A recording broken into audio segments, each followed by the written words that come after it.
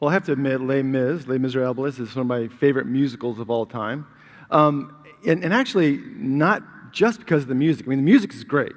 And how many of you have seen the musical Les Mis? Okay, quite a few. How many have seen a movie about Les Mis? Okay, there's several movies have been out about that. How many have read the book? That's what I thought. Okay, yeah. Well, some have. It's thick. I mean, it's huge. But the musical is based on a book. Now, like I said, I like the musical because, especially the most recent musical that was out as a movie. Did you see that one? I mean, how cool is it? You've got Maximus Decimus Meridius, Gladiator versus Wolverine. Like it says, want to go to Paris and sing show tunes together? Yep.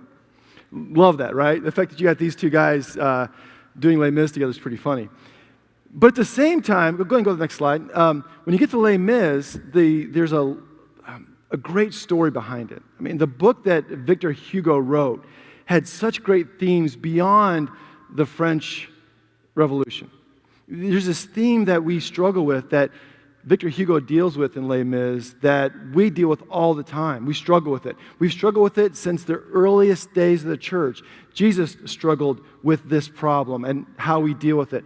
Paul wrote about it. The early Christians talked about it. And Victor Hugo talks in Les Mis about this struggle between law and grace, between justice and showing mercy. Now, if you haven't seen the movie or read the book or heard the musical, let me tell you a little bit about the storyline that we're going to talk about today. The story of Les Mis is really about two or three people. One of them is Jean Valjean. He's a criminal. He was in prison for 5 years for stealing a loaf of bread to feed a child. But they tried to escape, and that 5 years turned into 19 years in prison. He then is going to be put on parole. In his prison, there's a prison guard named Javert. And Javert is all about the law, keeping the law. The law is supreme. It's like the stars, right? They look down from above and they see everything and judge it impartially. He's like that. And he sees Jean Valjean and he says, you know what? This guy's not going to change. Criminals don't change. I'm going to keep my eye on you. I'm going to watch you. And you'll probably end up right back here again. And that's kind of these two things. And then eventually, like I said, Jean Valjean is allowed to leave. He is on parole. And he gets this yellow piece of paper that says he's a parolee, that says he's a criminal. So he's got no money, no place to go. This yellow piece of paper that says he's a criminal goes from town to town looking for work. Can't find him. No one wants to have him in their town. They want to kind of kick him down the road like an old can. Just get rid of him. Just move him on down the road. And he's getting angry and filled with hate because that's how he's being treated, like an old dog, just being pushed away. Until one day he ends up at the home of a bishop. And the bishop is this kind man who sees Jean Valjean. He's poor and he's hungry and he's tired. And he invites him in for a meal. He gives him a place to stay for the night. Just shows compassion and shows him mercy. Well, as Jean Valjean is there, he takes notice of the bishop's silverware and how valuable it is. And he still can't trust people. He's still hurting. And so in the middle of the night, he gets up and he steals all of the bishop's silverware and leaves. Well, not too far along his journey, he gets caught by the police. And they bring him back to the bishop. Now, what do you think the bishop's going to say to old Jean Valjean for stealing his silverware in the middle of the night after showing him hospitality? I mean, if you were the bishop, what would that next scene in the movie look like? Would you be angry? Disappointed? I mean, we've kind of all, in some ways, been in the bishop's shoes. Right? Maybe you've had a family member that you've helped out. I mean, you've really helped them out. You got them back on their feet, and then they go right back to the same old behavior before. Or a coworker that you've got where you've just poured yourself into this coworker. You've helped them get better. You've trained them. You've brought them up. And the next job comes along, they jump ship, go to another company after all the work you put in and investment into their lives you had, and they just leave. Or maybe it's a friend who you give and you give to the relationship, you help them, you pour into them, you trust them, but they just take and take and take and take, and it's kind of a one-sided relationship. We've all kind of been in these situations like the bishop. It's not fair. It's not just. Well, the bishop has now Jean Valjean at his feet in chains, police holding on to him, and he says to Jean Valjean, "You forgot something. Why didn't you take the silver candlesticks? You took all the silverware I gave you. Why'd you leave the candlesticks?" He's like, "What?" The priest's like, what are you talking about? You gave this to him? Yeah, I gave it to him. I gave it to him. And he should have taken the candlesticks too. Now, if you're kind of into symbolism in movies and so forth, which I hope you are, or books, if you go back and watch Les Mis again, watch for these candlesticks, because they show up throughout the movie. They're kind of like this symbolic gesture of grace, of like the light of Christ being given to Jean Valjean. They show up throughout the movie. In fact, in the most recent movie, they're really pronounced throughout it, and especially at the end, when you see the very end of the story. So he is given this second chance, and listen to what the bishop says to Jean Valjean when he shows him mercy. This is from the book. It says, "The bishop drew near to Jean Valjean and said in a low voice, 'Do not forget, never forget that you have promised to use this money in becoming an honest man.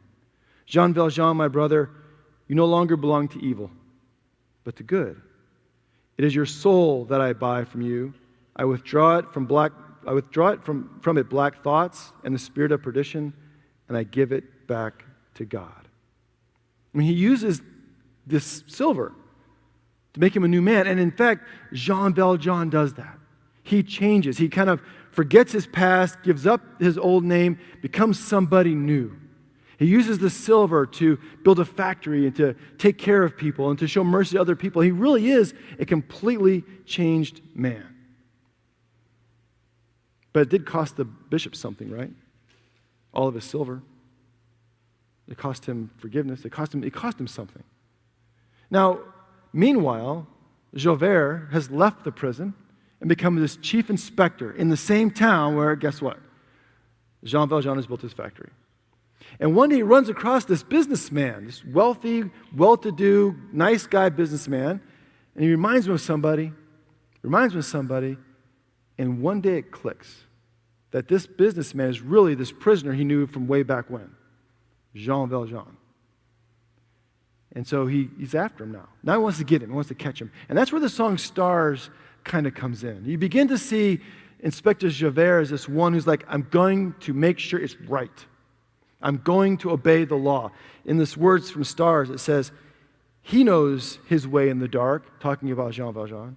Mine, he says, is the way of the Lord. Those who follow the path of the righteous shall have the reward. And if they fall, as Lucifer fell, the flames and the sword. Now, is he wrong? I mean, I think Inspector Javert sees himself as a Christian. He says, look, the righteous get the reward. You obey the law. You do the right kinds of thing, period. If you don't, you fall, like Lucifer fell. Is he wrong? Is he right? How about Jean Valjean? He's showing mercy now. He's doing kind things. Is he wrong? Is he right? Or is it more complicated than all of that? And that's why I say that Les Mis is really about this battle between law, that's kind of embodied in Inspector Javert, and grace and mercy, as we see in the bishop, and in many ways in Jean Valjean himself. And so Victor Hugo is dealing with this question that we deal with all the time. What does justice really look like? What does justice look like, and when do you apply it? What does mercy look like, and when do you apply that? How do you know when to apply mercy, when to apply justice? And I know that this may sound like irrelevant questions, but they're not irrelevant questions at all. There's not things you save for that term paper in college or in high school. If you have kids or grandkids, you know that this question of when do you apply mercy and when do you apply justice is a real question. Or if you're a teacher, or you're an employer, or if you have friends, if If you deal with people, at some point you have to ask this question of, how do I deal with this relationship? Do I apply justice here, or do I show mercy here? Jesus himself talks a lot about this. We're in this series called Flip Side, looking at these strange upside-down statements of Jesus. And in them, in the fifth one we're going to talk about today, he talks about this very question. He says in Matthew 5:7, "Blessed are the merciful, for they'll receive mercy." Now, of all of them so far, we've looked at, 4 so far? Of all of them, this is kind of the most straightforward, right? We can say, well, blessed are the poor. That's pretty tough to understand. Blessed are the meek. Blessed are those who are sad, those who mourn. Those don't really make a lot of sense, but this one kind of makes sense. It kind of makes, if you show mercy, you'll receive mercy. It kind of makes a lot of sense. But I think we need to dig a little deeper into what Jesus is actually trying to say here, because there's 2 things we need to look at. One is, what's the attitude of mercy? What is the attitude of mercy? And what is the application of mercy? 2 big questions. Now, the attitude of mercy, we've got to start there. It's like foundational. How many of you have played the game Mercy when you were a kid? I'm talking about where you grab someone's hands like that, right? You try to twist them back and forth. Stacey, come here and try this. No? Right? I mean, what's the game about? Mercy. Winning, right? You pull someone's hands until they say mercy. Now, there is some strategy. Like you can pull them towards you, and as they pull back, you jam them forward, that kind of stuff. Things learned in church, right?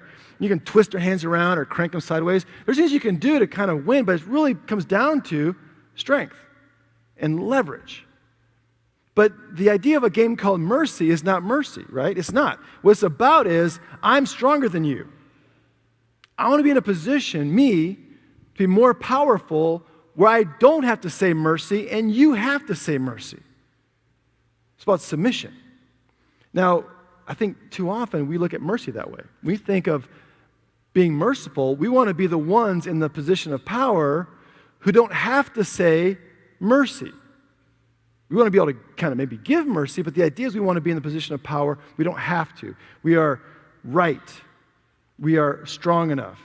We are not to blame. We are not to fault. We are in the position of being right. We are Inspector Javert. We're on that position where we don't have to say mercy, but someone else does. Now, that anti-mercy sentiment isn't always as obvious as you see in a character like Inspector Javert. But we say things like, I would never do that, or I'm glad it messed up like that person messed up, or I'm glad I'm not like those people. I mean, if we say stuff like that, we're putting ourselves in the same kind of position of power, of strength, of authority, and looking down on other people. And that is not the mercy that Jesus is talking about here. Jesus knew there'd be a problem for us.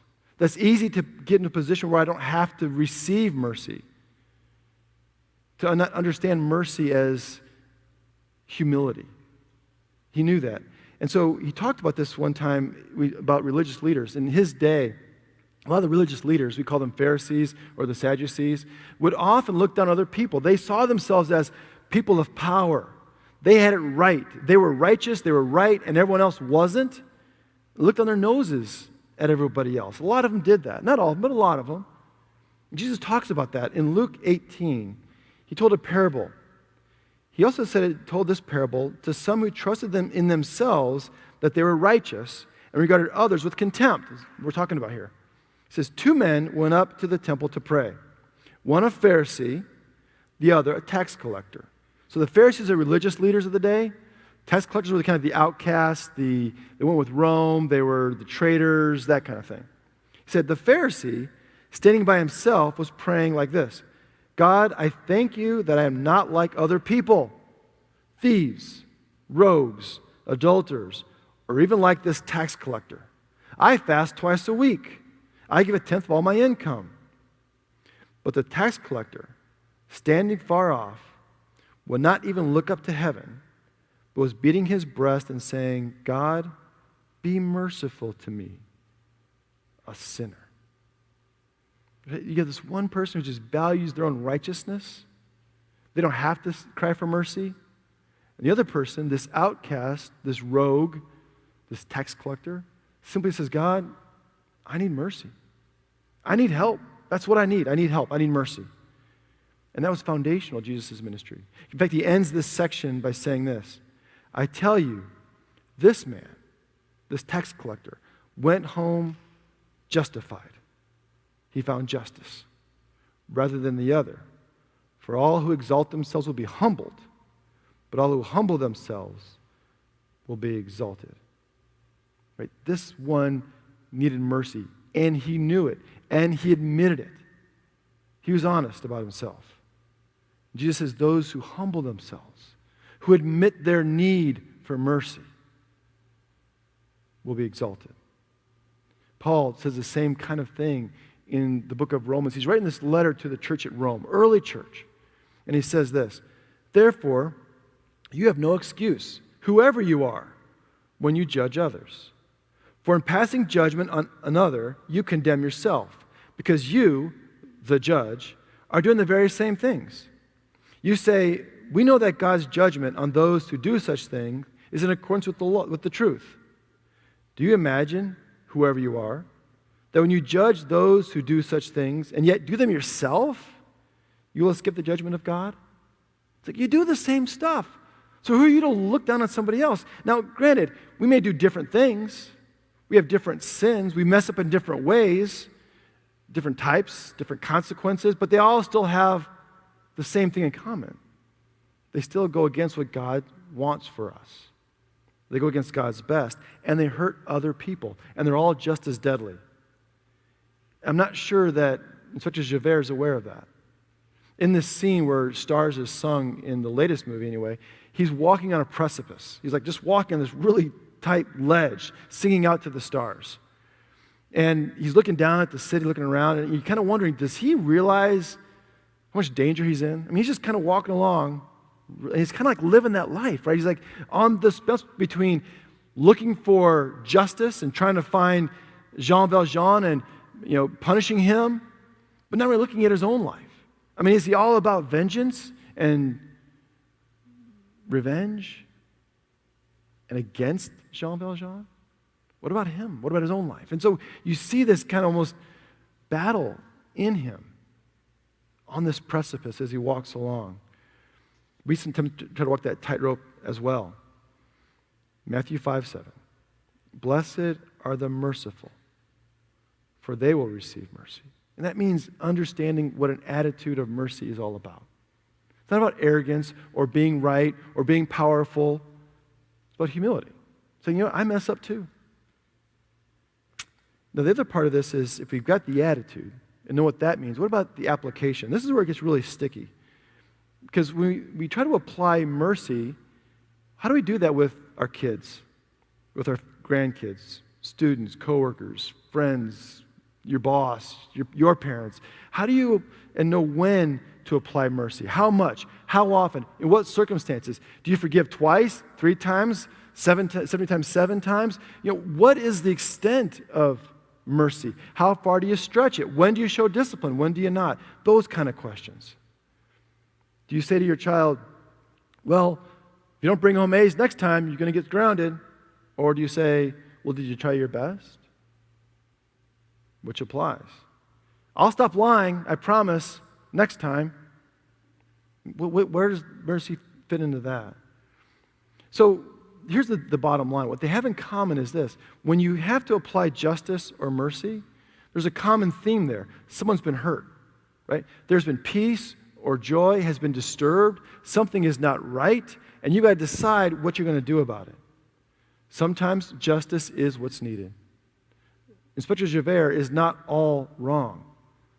We sometimes need discipline. I mean, we need to push each other. We need to help each other get better at things. Jesus often talks about that God does not take sin lightly.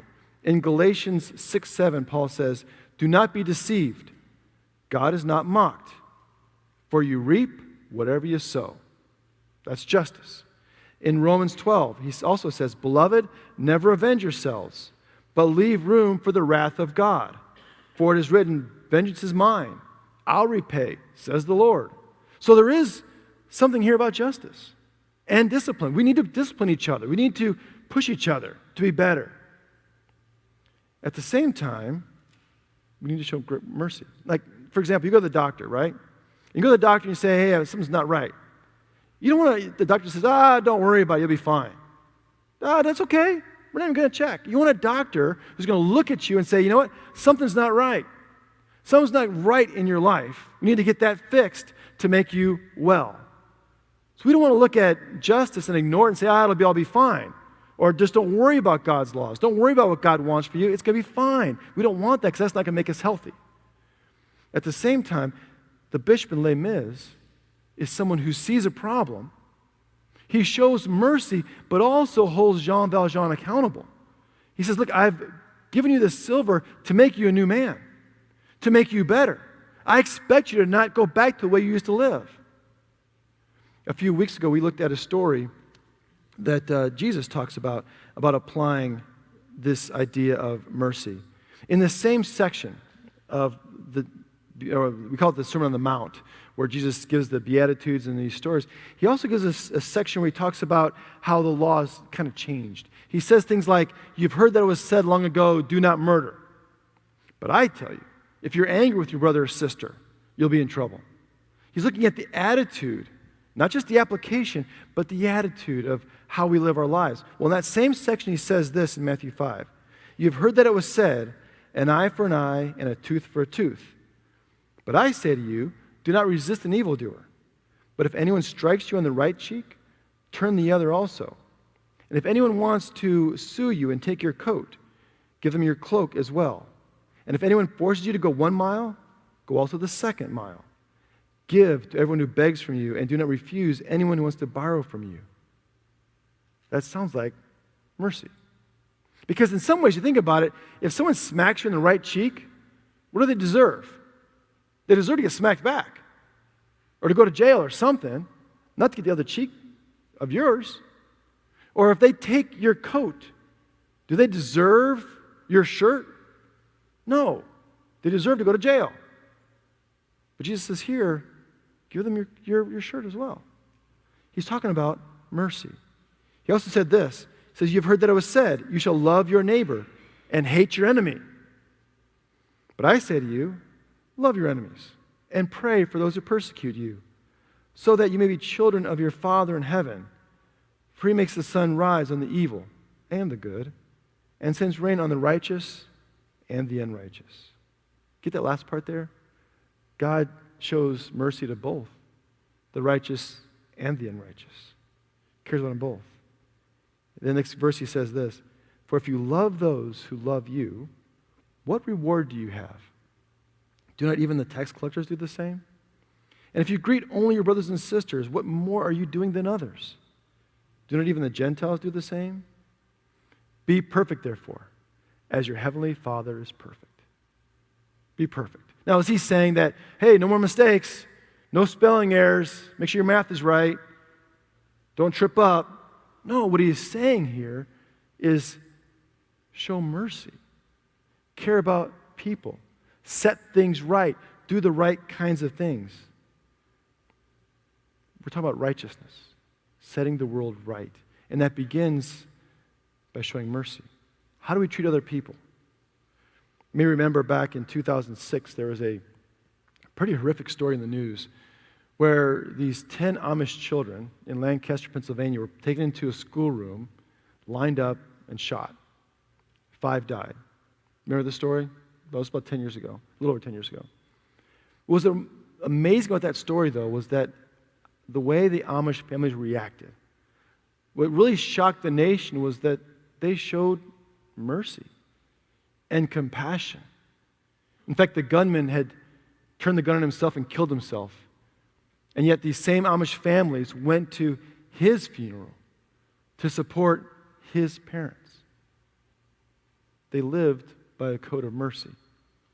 And that then shaped the mother of the man who committed this crime. Because now she, to this day, continues to care for the victims of that shooting who are most injured. It's amazing what mercy can do, how it can shift this blood-red anger and vengeance and turn into new life, a way to open freedom. You see, at the end of the day, We're not talking about rules. This debate between justice and mercy, between law and grace, is not about rules. It's about relationships. It's about people. Yeah, sometimes we need to decide and know someone well enough that I know I need to discipline you. I need to push you. I need to make you better. I need to work with you to make you better. It may cost me some time and some effort and even some heartache, but I'm going to invest in you to make you better. That's good. At the same time, maybe I have to show mercy to this person. I need to be compassionate and caring. But I have to know that person to make that decision. It's not about hard and fast rules. It's about knowing people and showing that we care about them. Remember the story we talked about a few weeks ago where a woman was caught in adultery? Remember this? And the religious leaders brought her out to Jesus to have her stoned, to kill her. Jesus doesn't do that. He shows her mercy. But then he also says to her, I don't condemn you, but go. Go now and leave your life of sin. Go and don't sin anymore. He shows her mercy, but then he also holds her accountable. You need to be able to do both. See, sometimes vows are not upheld. Promises are broken. Boundaries are crossed. And when those things happen, yeah, we need to be able to show mercy to those people. But it also means we need to probably maybe set some new boundaries. There are consequences. So maybe when those things happen in your life, you need to make a commitment to stay in the relationship, but reset the boundaries so that it doesn't get worse. Maybe the child is restricted from watching so much TV until their grades get better. Or maybe the parent needs to go to treatment. Or you need to have a new level of disclosure among yourselves. But something has to change to make it better. But you can still show mercy and compassion because you love the people. But you also can show discipline in a way that benefits them and makes them better. This debate between mercy and justice, law and grace is not about rules. It's all about relationship. Do we actually love and care about the people? Do we put ourselves in their shoes? Do we act with humility, realize that we too need mercy? We do. Therefore, we show that to other people the way God shows mercy to us.